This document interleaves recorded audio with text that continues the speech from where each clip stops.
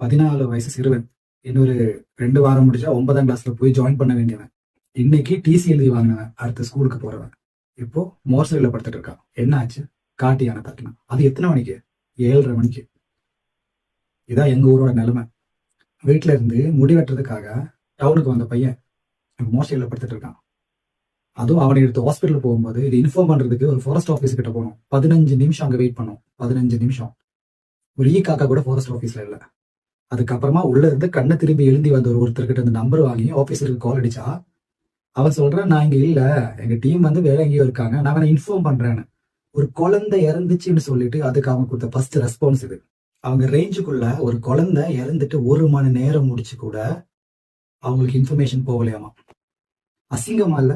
இந்த யானை இந்த ஊருக்குள்ள பிரச்சனை பண்ணதுன்னு எவ்வளவு வாட்டி நாங்க சொல்லியிருப்போம், எவ்வளவு வாட்டி நாங்க கால் பண்ணி உங்களுக்கு மனு கொடுத்து, எவ்வளவு வாட்டி உங்களை கூப்பிட்டு வச்சு உட்கார வச்சு பேசியிருப்போம். என்ன பண்ணிட்டு இருக்கீங்க? ராத்திரி 10 மணிக்கெல்லாம் ஒரு ரவுண்டு வந்துட்டு அப்படியே போயிடுவீங்க. யானை வந்தா காட்டுல இருக்கிற யானையை ஊருக்குள்ள விரட்டி விடுவீங்க. நாளைக்கு எல்லாரும் வருவீங்க, 10 லட்சம் ரூபாய் தந்துடுறோம் அப்படி இப்படின்னு. அதுக்கு தானே பிளான் போட்டுருக்கீங்க இப்ப எல்லாரும். ஏன் உங்களை எல்லாம் அரசாங்கம் ஆபீசர்ஸா அப்பாயின்மெண்ட் பண்ணிருக்கிறது மக்களோட லைஃபை பாதுகாக்கிறதுக்கு. அவங்க இறந்து போனதுக்கு அப்புறம் வந்து காசு கொடுக்கறதுக்கு இல்ல. இன்னைக்கு 2 மணி நேரம் உங்க ஆபீசர்ஸ் கிட்ட நான் பேசிட்டு இருந்தேன். ஈவினிங் இந்த விஷயத்தை பத்தி தானே பேசிட்டு இருந்தோம். அது முடிச்சு வீட்டுக்குள்ள வந்து ஏறதுக்கு முன்னாடி என் குடும்பத்துல ஒருத்தர் இறந்து போயிட்டான்.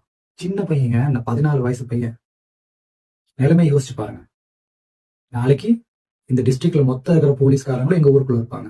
ஏன்? அந்த பையனை அடக்கம் பண்ணிச்சுன்னா ஓகே, நிம்மதி, லா அண்ட் ஆர்டர் கண்ட்ரோல். இதுக்கு தானே பிளான் பண்ணிருக்கீங்க. இப்பவே நிறைய பேர் இருக்காங்க எங்க ஊர்ல. டிஎஸ்பில இருந்து எல்லாரும் இருக்காங்க. எப்பதான் எங்களுக்கு ஒரு விடிய காலம் வரப்போகுதுன்னு தெரியல. இப்படியே ஒவ்வொருத்தரை கொண்டு இந்த ஊர்ல இருந்து எல்லாரையும் அனுப்பிச்சிருக்க நீங்க பிளான் பண்ணிருக்கீங்கல்ல. சிஎம் சார், எங்க நிலைமையை கொஞ்சம் பாத்துக்கோங்க.